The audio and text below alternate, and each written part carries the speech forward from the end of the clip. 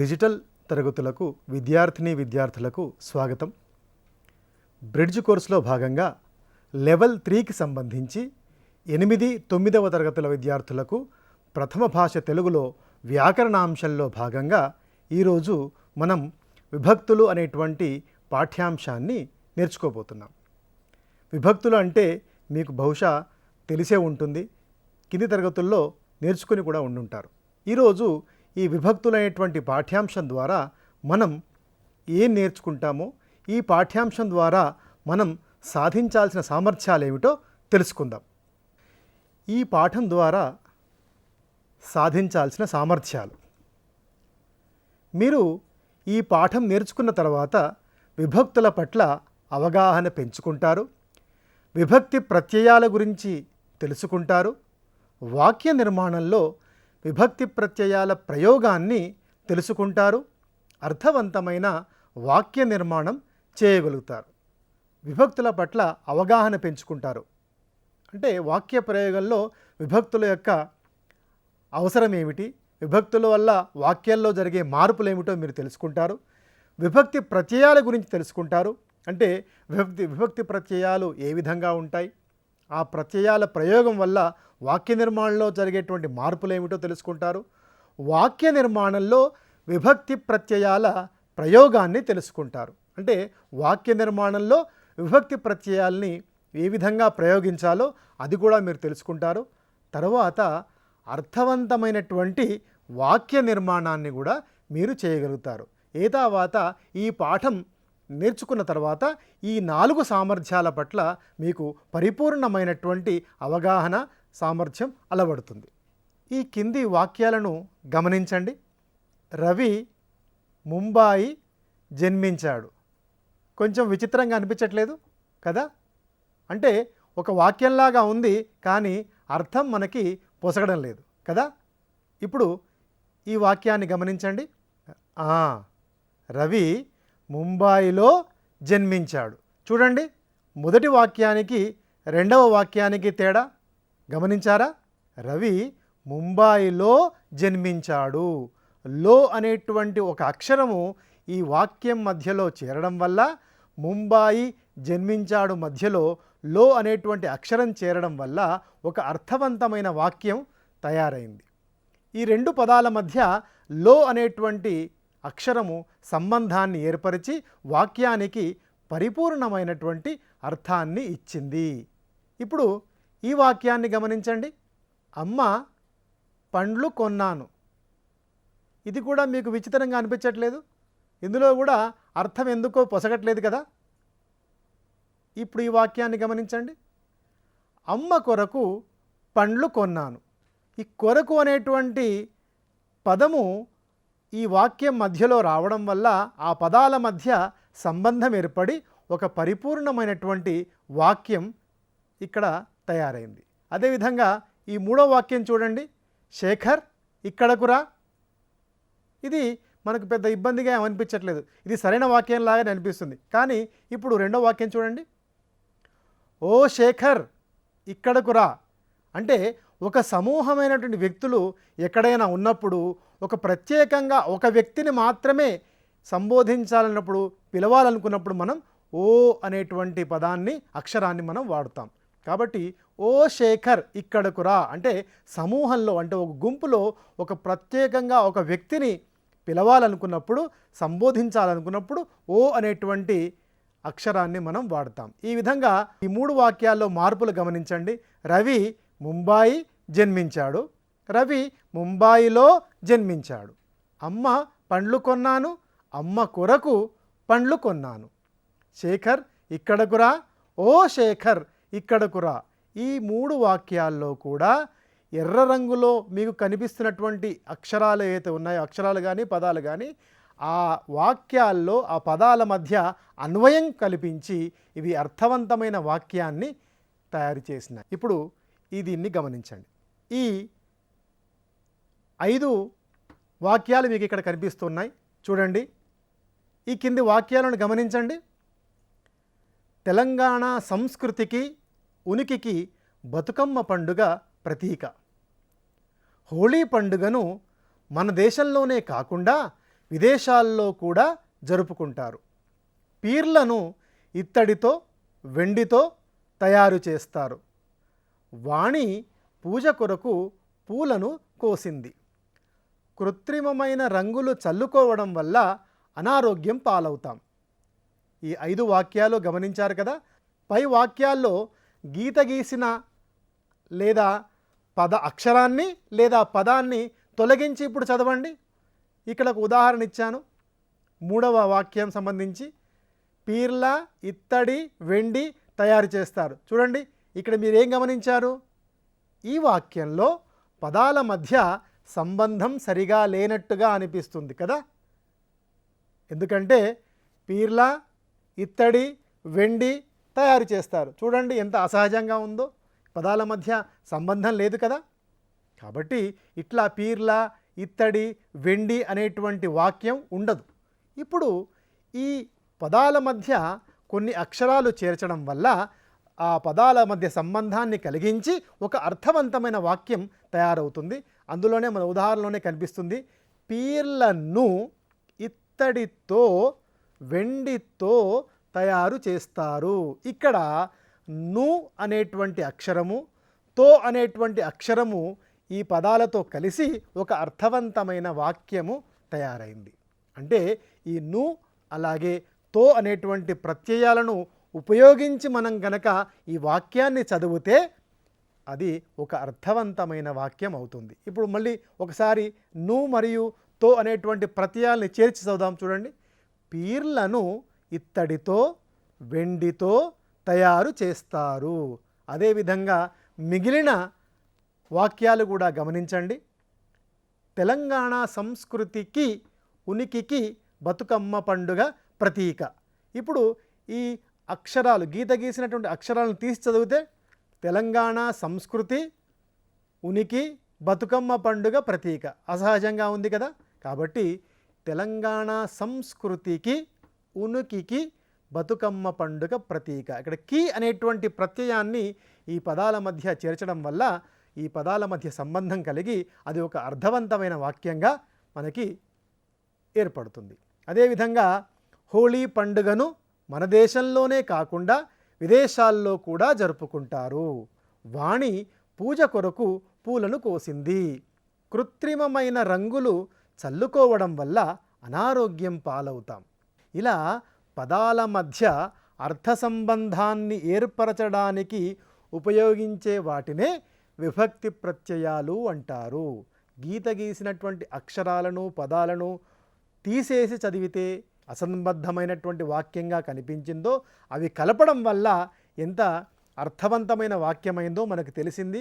ఈ విధంగా ఆ పదాల మధ్య అన్వయం చేకూర్చి అర్థవంతమైన వాక్యాన్ని తయారు చేసేటువంటి దానినే విభక్తి ప్రత్యయాలు అంటారు. విభక్తులు అంటే ఒక వాక్యములోని వేరువేరు పదాలకు అన్వయం కలిగించు పదాలను ప్రత్యయాలు అంటారు. వాక్యములోని వేరువేరు పదాలకు అన్వయము కలిగించు పదాలను ప్రత్యయాలు అంటారు. ఇవి 2 పదాల మధ్య సంబంధాలను కలిగిస్తాయి. వీటిని విభక్తి ప్రత్యయాలు అని కూడా అంటారు. అంటే ఒక వాక్యంలో 2 వేరువేరు పదాలకు సంబంధం కలిగించేటువంటి పదాలను ప్రత్యయాలు అంటారు. ఇవి 2 పదాల మధ్య సంబంధాలను కలిగిస్తాయి. వీటిని విభక్తి ప్రత్యయాలు అని కూడా అంటారు. ఈ విభక్తి ప్రత్యయాలతో కూడుకున్న విభక్తులు 8. ఇప్పుడు చూడండి, విభక్తులు మొత్తం ఎన్ని? మొత్తం 8. డు, ము, వు, లు. ఈ 4 ప్రత్యయాలు ప్రథమా విభక్తిగా మనం పిలుస్తాం. ని, ను, లా, గూర్చి, గురించి ద్వితీయా విభక్తి. చేత, చే, తోడ, తో తృతీయా విభక్తి. కొరకు, కై చతుర్థీ విభక్తి. వలన, కంటే, పట్టి పంచమీ విభక్తి. కి, కు, యొక్క, లో, లోపల షష్ఠీ విభక్తి. అందు, నా సప్తమీ విభక్తి. ఓ, ఓయి, ఓరి, ఓసి సంబోధన ప్రథమా విభక్తి. వీటి గురించి మీరు కింది తరగతిలో నేర్చుకున్నారు. ఇక్కడ ఒక చిన్న మార్పు మీరు గమనించుంటారు. ఈ ద్వితీయ విభక్తిలో, అదేవిధంగా తృతీయ, చతుర్థి, పంచమి, షష్ఠి, సప్తమి విభక్తుల్లో నకారపు ధృతముతో ఉన్నటువంటి నకారపు పొల్లు అంటాం కదా, ఆ విధంగా బ్రాకెట్లో ఉన్నటువంటి నిన్, నున్, లన్, గూర్చి అని ఉంటుంది. అయితే ఇవన్నీ కూడా కావ్య భాషలో ఇలాంటి పదాలు వస్తాయి కాబట్టి, అంటే నిన్, నున్, లన్, గూర్చి, గురించి, లేదా చేతన్, చేన్, తోడన్, తోన్ ఇలాంటివన్నీ కూడా కావ్య భాషలో వస్తాయి కాబట్టి వాటిని కూడా ఇక్కడ పొందుపరుస్తూ చెప్పడం జరిగింది. కాబట్టి నిన్, నున్, లన్, గూర్చి, గురించి ఇట్లాంటి నకారం పొల్లు, అదేవిధంగా ధృతముతో ఉన్నటువంటివి, ఈ విధంగా ఉన్నటువంటి పదాలు కావ్య భాషలో ఎక్కువగా వస్తాయి కాబట్టి అవి కూడా వీటిలో మనం చూపించాం. కాబట్టి ఆ విధంగా మీరు గమనించండి. డూమూవులు ప్రథమా విభక్తి, నీనులా, గూర్చి, గురించి ద్వితీయ విభక్తి, చేత, చే, తోడ, తో తృతీయ విభక్తి, కొరకు, కై చతుర్థీ విభక్తి, వలన, కంటే, పట్టి పంచమీ విభక్తి, కీ, కు, యొక్క, లో, లోపల షష్ఠీ విభక్తి, అందు, నా సప్తమీ విభక్తి, ఓ, ఓయి, ఓరి, ఓసి సంబోధన ప్రథమా విభక్తి. మొత్తం 8 విభక్తులుగా మనం నేర్చుకున్నాం. ఇప్పుడు ఒక్కొక్క విభక్తి గురించి మనం వివరంగా తెలుసుకుందాం. ముందుగా ప్రథమా విభక్తి. ఇందులో ఉండే ప్రత్యయాలు డు, ము, వు, లు. గమనించారు కదా, డు, ము, వు, లు ఈ 4 కూడా ప్రథమా విభక్తికి సంబంధించిన ప్రత్యయాలు. ఇక్కడ ఉదాహరణ చూద్దామా. రామ అనేటువంటి శబ్దానికి డు అనే ప్రత్యయం చేరడం వల్ల రాముడు అయింది. రాముడు వెళ్ళెను. రామ అనేటువంటి నామవాచక శబ్దానికి డు అనే ప్రత్యయం చేరడం వల్ల రాముడు అనేటువంటి పదం ఏర్పడ్డది. రాముడు వెళ్ళెను. రామ వెళ్ళెను అని అనలేం కదా, కాబట్టి రాముడు వెళ్ళెను. అదేవిధంగా వృక్షము, వృక్ష అనేటువంటి పదానికి ము అనే ప్రత్యయం చేరడం వల్ల వృక్షము, కాబట్టి వృక్షము పెరిగెను. గోవు, గో శబ్దానికి వు అనేటువంటి ప్రత్యయం చేరడం వల్ల గోవు అయి అది కాస్త గోవు సాధు జంతువు అనే వాక్యంగా ఏర్పడింది. అదేవిధంగా లు ప్రత్యయం ఏదైతే ఉందో ఇది సామాన్యంగా బహువచనాల్లో వాడేటప్పుడు లు చేర్చి మనం పలుకుతాం. ఉదాహరణకి చూడండి, తరువు అనేది ఏకవచనమైనప్పుడు తరువులు అనేది బహువచనం అవుతుంది. తరువులు మన నేస్తాలు. అదేవిధంగా చెట్టు ఉందనుకోండి చెట్లు అవుతుంది. తలుపు ఉందనుకోండి తలుపులు అవుతుంది. లు అనేటువంటి ప్రత్యయము సాధారణంగా బహువచనంగా ఉన్నప్పుడు లు మనం చేర్చి పలుకుతాం. కాబట్టి ప్రథమా విభక్తిలో డు, ము, వు, లు అనేటువంటి ప్రత్యయాలు ఉన్నాయి. అవి రాముడు వెళ్ళెను, వృక్షము పెరిగెను, గోవు సాధు జంతువు, తరువులు మన నేస్తాలు. ఇప్పుడు మీకు ప్రథమా విభక్తి గురించి పూర్తి అవగాహన కలిగి ఉంటుంది. తర్వాత ద్వితీయ విభక్తి గురించి మనం తెలుసుకుందాం. నీన్, నున్, లన్, గూర్చి, గురించి ఇవి ద్వితీయ విభక్తికి సంబంధించిన ప్రత్యయాలు. ఉదాహరణ చూడండి, రవిని రేపు రమ్మన్నాను. రాముడు బాణమును వేసెను. అతను నా గురించి వచ్చాడు. మొదటి వాక్యంలో రవిని, నీ అనేటువంటి ప్రత్యయం చేర్చడం వల్ల అర్థవంతమైన వాక్యం ఏర్పడింది. రవిని రేపు రమ్మన్నాను. అదేవిధంగా రాముడు బాణమును వేసెను. బాణమును, ను అనే ప్రత్యయం ఇక్కడ వచ్చింది. రాముడు బాణమును వేసెను. అతను నా గురించి వచ్చాడు. అతను నా గురించి వచ్చాడు. ఈ గూర్చి అన్నా గురించి అన్నా ఒకేలాగా మనం వాడతాం కాబట్టి గూర్చి అన్నా గురించి అన్నా ఒకే విధమైనటువంటి అర్థం స్ఫురిస్తుంది. కాబట్టి ఇక్కడ రవిని రేపు రమ్మన్నాను, రాముడు బాణమును వేసెను, అతను నా గురించి వచ్చాడు. ఇది నీ, ను, లా, గూర్చి, గురించి ఈ ప్రత్యయాలన్నీ కూడా ద్వితీయ విభక్తి సంబంధించిన ప్రత్యయాలుగా మనం చెప్పుకోవచ్చు. తృతీయ విభక్తిలో చేత, చే, తోడ, తో అనేటువంటి ప్రత్యయాలు ఉంటాయి. చేత అనేటువంటి పదము, చే అనేటువంటి అక్షరము, తోడ అనేటువంటి పదము, తో అనే అక్షరము, ఇవి ఎక్కడైతే ఏ వాక్యంలో అయితే పదాల మధ్య సంబంధంగా వస్తాయో అవి తృతీయ విభక్తి ప్రత్యయాలుగా మనం చెప్తాం. నాతో ఆడుకుంటావా, నీ తోడబుట్టిన వారెవరు, తో అనేటువంటి ప్రత్యయం ఇక్కడ వచ్చింది. అదేవిధంగా నీ తోడబుట్టిన వారెవరు, తోడ అనేటువంటి ప్రత్యయం. ఈ తోడ, తో, చేత, చే అనేవి తృతీయ విభక్తికి సంబంధించిన ప్రత్యయాలుగా మనం చెప్తాం. ఇవి ఈ వాక్యాల్లో మనకు కనిపిస్తున్నాయి. ఇక చతుర్థీ విభక్తి గురించి మనం తెలుసుకుందాం. కొరకు, కై చతుర్థీ విభక్తి ప్రత్యయాలుగా చెప్పొచ్చు. అమ్మ నా కొరకు అన్నం వండింది, రవి రాకకై ఎదురు చూశాను. ఇక్కడ ఒకసారి ఆ కొరకు అనే పదాన్ని తీసి మనం చదివితే అమ్మ నా అన్నం వండింది, అర్థవంతంగా లేదు కదా. అమ్మ ఎవరి కొరకు అన్నం వండింది, అమ్మ నా కొరకు అన్నం వండింది.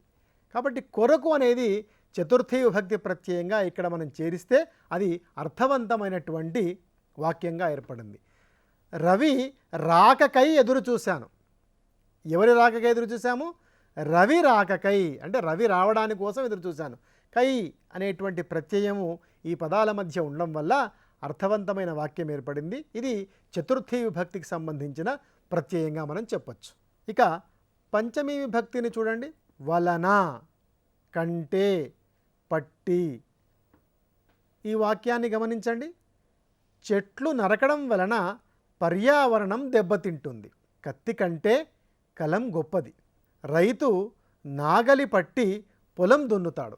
ఈ మొదటి వాక్యంలో వలన అనే ప్రత్యయాన్ని తీసి చదివితే చెట్లు నరకడం పర్యావరణం దెబ్బతింటుంది, అర్థం పొసగలేదు.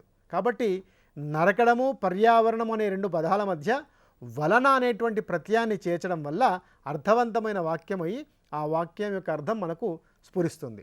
చెట్లు నరకడం వలన పర్యావరణం దెబ్బతింటుంది, కత్తి కంటే కలం గొప్పది. కంటే అనే ప్రత్యయం ఇక్కడ వాడడం వల్ల కత్తి కన్నా కలం గొప్పదనే అర్థం మనకు స్ఫురిస్తుంది. అదేవిధంగా రైతు నాగలి పట్టి పొలం దున్నుతాడు. కాబట్టి వలన, కంటే, పట్టి ఈ ప్రత్యయాలు ఏ వాక్యంలో వచ్చినా కూడా అవి పంచమీ విభక్తికి సంబంధించిన ప్రత్యయాలుగా మనం చెప్పుకుంటాం. ఇక ఆరవదైన షష్ఠీ విభక్తి. షష్ఠీ విభక్తి ప్రత్యయాల్లో కి, కు, యొక్క, లో, లోపల. చూడండి ఈ వాక్యాలు. రవికి మామిడి పండ్లు ఇచ్చాను, హేమకు పుస్తకము ఇచ్చాను, సంచిలో బియ్యము ఉన్నాయి, సముద్రము లోపల రత్నాలు ఉంటాయి. కి, కు, యొక్క, లో, లోపల అనేటువంటి ప్రత్యయాలు అన్నీ కూడా షష్ఠీ విభక్తి ప్రత్యయాలు అంటాం. సప్తమీ విభక్తికి సంబంధించిన ప్రత్యయాలు తెలుసుకుందాం. అందు, నా అనేవి సప్తమీ విభక్తి ప్రత్యయాలు. ఈ వాక్యాన్ని చూడండి. దైవమునందు భక్తి కలిగి ఉండాలి, భాగవతమున భక్తి ఉంది. అందు, అందు అనేటువంటి ప్రత్యయము, అదేవిధంగా నా అనేటువంటి ప్రత్యయము, ఈ రెండూ కూడా సప్తమీ విభక్తి ప్రత్యయాలుగా చెప్పబడతాయి. ఏ వాక్యంలోనైతే అందు, నా వస్తుందో అవి సప్తమీ విభక్తి ప్రత్యయాలకు సంబంధించిన వాక్యాలుగా మనం చెప్పుకోవచ్చు. దైవమునందు భక్తి కలిగి ఉండాలి, భాగవతమున భక్తి ఉంది. చివరిదైనటువంటి సంబోధన ప్రథమా విభక్తి ఓ, ఓరి, ఓయి, ఓసి ఇవి సంబోధన ప్రథమా విభక్తి ప్రత్యయాలు. ఇక్కడ సంబోధన అంటే అర్థం ఎవరినో ఒక వ్యక్తిని సంబోధించడం, ప్రత్యేకంగా వారిని మాత్రమే పిలవడం. ఇప్పుడు చూడండి. ఓ కృష్ణ ఇటురా, ఓరి పాపాత్ముడా ఏమిటిది, ఓయ్ మిత్రమా చదువుకుందామా, ఓసి దుష్టురాలా వెళ్ళిపో. ఇక్కడ సంబోధించడం అంటే ఒక ప్రత్యేకంగా ఒక వ్యక్తిని మనం పిలవడం. ఓ, ఓరి, ఓయి, ఓసి అనేవి సంబోధన ప్రథమా విభక్తులుగా మనం చెప్పుకోవచ్చు. ఈ విధంగా మొత్తం విభక్తులు ప్రథమా విభక్తి, ద్వితీయ విభక్తి, తృతీయ విభక్తి, చతుర్థీ విభక్తి, పంచమీ విభక్తి, షష్ఠీ విభక్తి, సప్తమీ విభక్తి, సంబోధన ప్రథమా విభక్తి, మొత్తం 8 విభక్తులు మనం తెలుసుకున్నాం. ఇప్పుడు ఒక పేరాని మనం చూద్దాం. ఈ కింది పేరాలో విభక్తి ప్రత్యయాలు ఉన్నాయి, వాటిని గుర్తించి రాయండి. ఈ పేరాని ఇప్పుడు నేను చదువుతాను, మీరు జాగ్రత్తగా వినండి. బతుకమ్మను పూజించడం అంటే ప్రకృతిని పూజించడమే. గౌరీదేవిని కొలవడం బతుకమ్మ పండుగలో అంతర్భాగం. బతుకమ్మను పేర్చడం కళాత్మక నైపుణ్యం. బతుకమ్మ పాటలు అనుబంధాలకు నిలయాలు. చేతులతో చప్పట్లు కొడుతూ బతుకమ్మ పాటలు పాడుతారు. ఆ చప్పట్లు లయాత్మకంగా ఉంటాయి. పాటలందు పౌరాణిక వర్తమాన సంఘటనలుంటాయి. అందుకొరకు గ్రామాల్లో ప్రజలు బతుకమ్మ పండుగను చాలా ఘనంగా జరుపుకుంటారు. రావమ్మ బతుకమ్మ సంపదను ఇవ్వమ్మా అంటూ పూజలు చేస్తారు. ఆ పూజల వల్ల ఫలితాన్ని పొందుతారు. ఇప్పుడు ఒక ఉదాహరణ ఇక్కడ ఇవ్వబడింది చూడండి. బతుకును, ను అనేటువంటి అక్షరం కింద గీత గీయబడింది. ఇది ఒక ప్రత్యయం, ఇది ఒక విభక్తి ప్రత్యయం. ఇది దేనికి సంబంధించిన విభక్తి ప్రత్యయము? పక్కన చూడండి పట్టిక ఉంది. ఆ పట్టికలో ప్రత్యయాలు, అదేవిధంగా ఆయా ప్రత్యయాలు ఏ విభక్తుల కిందకు వస్తాయో ఆ పట్టిక ఇవ్వబడింది. కాబట్టి ఇప్పుడు ను అనేటువంటి విభక్తి ప్రత్యయము పట్టికలో ఏ భాగంలో ఉంది చూడండి. అది ద్వితీయ విభక్తికి సంబంధించిన ప్రత్యయము. గుర్తించారు కదా? అట్లాగే ఇంకా చూడండి ఇంకేమున్నాయి అందులో. బతుకమ్మ ను, ను అనేది ద్వితీయ విభక్తికి సంబంధించిన ప్రత్యయము. అదేవిధంగా నీ అనేటువంటిది కూడా ప్రకృతి నీ అనేది కూడా ద్వితీయ విభక్తికి సంబంధించిన ప్రత్యయమే. అదేవిధంగా గౌరీదేవిని, అది కూడా నీ అనేది కూడా ద్వితీయ విభక్తి ప్రత్యయమే. పండుగలో అనుంది ఇక్కడ గమనించండి. పట్టికలో ఎక్కడుంది? కీకు యొక్క లోపల అంటే షష్ఠీ విభక్తి. అదేవిధంగా బతుకమ్మను, ను అనేది ద్వితీయ విభక్తి ప్రత్యయము. కళాత్మక నైపుణ్యం. బతుకమ్మ పాటలు అనుబంధాలకు, కు అనేటువంటి ప్రత్యయము మళ్ళీ అది షష్ఠీ విభక్తి ప్రత్యయము. చేతులతో, తో అనేటువంటిది చేతచే, తోడతో తృతీయ విభక్తి ప్రత్యయము. చేతులతో చప్పట్లు కొడుతూ బతుకమ్మ పాటలు పాడుతారు. ఈ చప్పట్లు లయాత్మకంగా ఉంటాయి. పాటలందు, ఈ అందు అనేది సప్తమి విభక్తి ప్రత్యయం, అందున. కాబట్టి పాటలందు, అందు అనేది సప్తమి విభక్తికి సంబంధించిన ప్రత్యయం. పౌరాణిక వర్తమాన సంఘటనలు ఉంటాయి. అందు కొరకు, కొరకు అనేది మళ్ళీ ఇది చతుర్థి విభక్తి ప్రత్యయం. అందుకొరకు గ్రామాల్లో ప్రజలు బతుకమ్మ పండుగను చాలా ఘనంగా జరుపుకుంటారు. రావమ్మ బతుకమ్మ సంపదను, ను అనేది మళ్ళీ ఇది ద్వితీయ విభక్తి ప్రత్యయం అంటూ పూజలు చేస్తారు. ఆ పూజల వల్ల, వలన, వల్ల రెండు కూడా సమానార్థకాలే. వల్ల, వలన కంటే పట్టిది పంచమీ విభక్తికి సంబంధించిన ప్రత్యయం. ఈ పేరాలో ఉన్నటువంటి వాక్యాల్లో ఉన్నటువంటి ప్రత్యయాలు అవి ఏ విభక్తులకు సంబంధించినవో మీకు తెలిసి ఉన్నాయి. మొత్తం విభక్తుల గురించి మీరు ఇప్పుడు తెలుసుకున్నారు కదా. విభక్తులు అంటే ఏమిటి, విభక్తులని ఏ విధంగా మనం వర్గీకరించాం, ఎన్ని విభక్తులు ఎన్ని రకాలుగా ఉన్నాయి, అవన్నీ తెలుసుకున్నాం కదా. అదేవిధంగా ఒక పేరాను కూడా మనము చదివి అందులో ఉన్న విభక్తుల్ని మనం గుర్తించే ప్రయత్నం చేశాం. ఇప్పుడు ఈ పట్టిక చూద్దాం.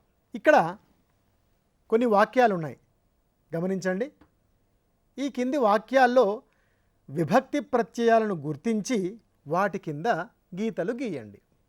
అవి ఏ విభక్తిలో బ్రాకెట్లలో రాయండి. ఇంతకుముందు మీరు ఒక పేరాను చదివి అందులో ఉన్నటువంటి విభక్తి ప్రత్యయాలను గుర్తించారు కదా. మీకు కొంచెం అవగాహన కూడా ఏర్పడింది. కాబట్టి ఈ వాక్యాల్లో విభక్తి ప్రత్యయాలను గుర్తించి అవి ఏ విభక్తిలో ఆ సూచించిన బ్రాకెట్లలో మీరు వాటిని వ్రాయండి. మౌనిక మల్లెపూలను ధరించింది. ఇందులో ప్రత్యయం ఏదో మీరు గుర్తించారు కదా. అవును, అదే మల్లెపూలను, ను అనేటువంటి ప్రత్యయం. అది ఏ విభక్తి కింద పట్టికలో చూసి దాన్ని ఆ బ్రాకెట్లో రాయండి. అదేవిధంగా రాజేందర్ అడవికి వెళ్ళి ఉసిరికాయలు తెచ్చాడు. చిన్నపిల్లలు పెద్దలతో గౌరవంగా మెలగాలి. కీర్తన ఇంజనీరింగ్ చదవడం కోసం బాసర వెళ్ళింది. సహాయం చేయడం వల్ల రహీం కష్టాల్లోంచి గట్టెక్కాడు. మొదటి వాక్యంలోనేమో ను అనే ప్రత్యయం ఉంది. రెండవ వాక్యంలో అడవికి కి అనే ప్రత్యయం ఉంది. మూడవ వాక్యంలో పెద్దలతో తో అనేటువంటి ప్రత్యయం ఉంది. నాలుగవ వాక్యంలో ఇంజనీరింగ్ చదవడం కోసం అనేటువంటి ప్రత్యయం ఉంది, కోసం అనే ప్రత్యయం ఉంది. 5వ వాక్యంలో సహాయం చేయడం వల్ల, వల్ల అనేటువంటి ప్రత్యయం ఉంది. పట్టికను గమనించి ఆ పట్టికలో ఈ ప్రత్యయాలు ఏ విభక్తిలో మీరు గుర్తించి ఈ బ్రాకెట్లలో వ్రాయండి. ఇది ఇప్పుడే మీరు చేయాలి. మీకు విభక్తుల పట్ల పూర్తి అవగాహన కలిగి ఉంటుందని అనుకుంటున్నాను. విభక్తులు సామాన్యంగా మనం ప్రతిరోజు మాట్లాడే వాక్యాల్లోనే ఈ విభక్తులు కలిసి ఉంటాయి. రోజువారీ మాటల్లో ఇవన్నీ కూడా వస్తూ ఉంటాయి. కానీ ఇవి ఏ విభక్తులో ఏవి కావో మనం తెలుసుకునే ప్రయత్నం చేస్తే వాటి పట్ల పూర్తి అవగాహన ఏర్పడుతుంది. మీరు ఉదయం లేచినప్పటి నుండి రాత్రి నిద్రపోయేంత వరకు మీ తల్లిదండ్రులతో, అదేవిధంగా మీ మిత్రులతో లేదా ఇంకెవరితోనైనా ఏదో విధమైనటువంటి మాటలు సంభాషణలు చేస్తూ ఉంటారు కదా. ఒకరోజు మీరేం చేస్తారంటే ఈ సంభాషణలన్నీ కూడా ఏమేం మాట్లాడుతున్నారో అందులో కనీసము ఒక 10 వాక్యాలు మీరు రాసి పెట్టుకోండి. ఒక 10 వాక్యాలు మీ అమ్మ నాన్నలతో మాట్లాడే ఒక 2-3 వాక్యాలు ఉదయం నుంచి సాయంత్రం వరకు ఉన్న దాంట్లో, అదేవిధంగా మీ సోదరులతో లేదా మీ అన్నదమ్ములతో మాట్లాడేటువంటి వాక్యాలు ఒక 2-3 రాసి పెట్టుకోండి. అదేవిధంగా మీరు మీ స్నేహితులతో గడిపినప్పుడు వారితో మాట్లాడినటువంటి కొన్ని వాక్యాలు ఒక 2-3 వాక్యాలు రాసి పెట్టుకోండి. అదేవిధంగా మీరు ఒక పత్రిక చదివినా, టీవీలో వార్తలు కానీ ఇంకేదైనా విషయాలు చూసినా, ఒక సినిమా చూసినా అందులో ఏదైనా ఒక సంభాషణను మీరు ఒక 2-3 వాక్యాలని రాసి పెట్టుకొని దాంట్లో ఏ విభక్తులు ఉన్నాయి ఆ విభక్తుల్ని వర్గీకరించి ఆ విభక్తి ప్రత్యయాలు అవి ఏ విభక్తికి సంబంధించిన ప్రత్యయాలు రాసి ఒక పట్టికలాగా తయారు చేసుకోండి. ఇది ఒక ఆటలాగా ఉపయోగపడుతుంది. అదేవిధంగా ఈ విభక్తులను మీరు ఎట్లా వాడుతున్నారో కూడా మీకు తెలుస్తుంది. ఇప్పుడు మూల్యాంకన అంశంలోకి మనం వెళ్దాం. ఇక్కడ ఒక పేరా ఉంది. ఈ పేరాని మూల్యాంకన అంశంగా మీరు తీసుకోండి.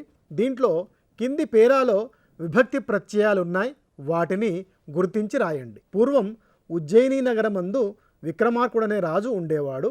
అతడు ప్రజలను కన్నబిడ్డల వలె పరిపాలించేవాడు. ఒకసారి ఆయన దేశ సంచారం కొరకు బయలుదేరి అనేక ప్రాంతాలు తిరుగుతూ కాశీపట్టణం చేరుకున్నాడు. అక్కడ పవిత్రమైన గంగానదిలో స్నానం చేసి అక్కడి గుడిలో దేవతలను పూజించి గుడి నుంచి బయటకు వస్తుండగా చెవులకు ఇంపైన సంగీతం వినపడింది. ఆ మధురమైన సంగీతం వినవచ్చే వైపు నడిచాడు. అక్కడ ఒక తోటలో ఒక స్త్రీ స్నేహితురాళ్లతో కలిసి వీణను వాయిస్తూ పాట పాడుతున్నది. ఆ పాటను వింటూ రాజు చాలా ఆనందపడి ఆ స్త్రీకి రత్నాల హారాన్ని బహుమానంగా ఇచ్చారు. ఈ పేరాన్ని చదివి పట్టిక తయారు చేయండి.